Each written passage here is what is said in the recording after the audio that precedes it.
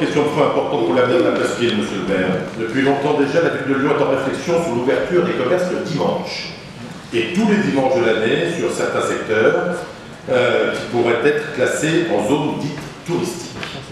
Un sondage a été effectué il y a environ 2 ans via l'association de management du centre-ville, Tendance Presqu'île, dont nous n'avons jamais eu la restitution. Et la ville de Lyon a ensuite mandaté un cabinet parisien pour effectuer une étude dont les résultats ont été présentés à un certain nombre d'acteurs économiques et touristiques, ainsi qu'au président des groupes politiques du conseil municipal.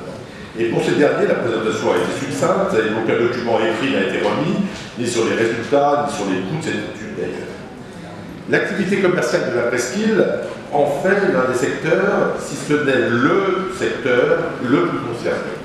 C'est donc au double titre de maire du 2e arrondissement et de président de groupe que je vous interpelle.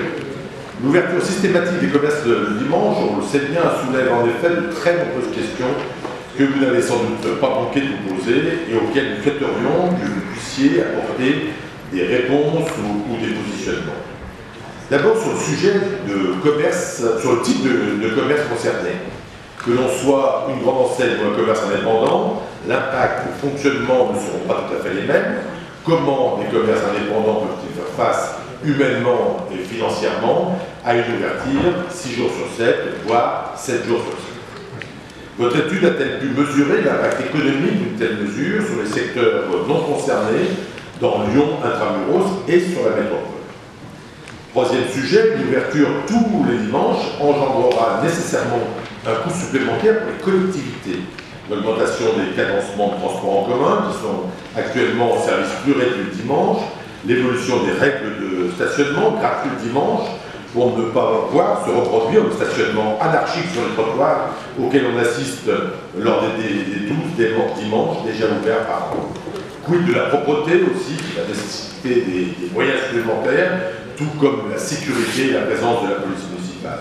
Tout cela a-t-il été évalué? À évaluer également l'impact écologique. D'autres questions plus philosophiques, celles-ci, mais non moins négligeables, se posent également. D'abord, celle de la nécessité d'un temps de repos pour la ville et pour ses habitants. Peut-on imaginer et souhaite-t-on vraiment une ville en bouillonnement perpétuel sur les secteurs concernés, sans pause, sans aucune pause, sans aucun moment de repos? Aujourd'hui, le dimanche apporte une vraie respiration. La circulation s'apaise, donc le bruit, donc la pollution aussi. Et puis ce temps de fermeture imposée permet de réserver une journée hors du champ du consumérisme.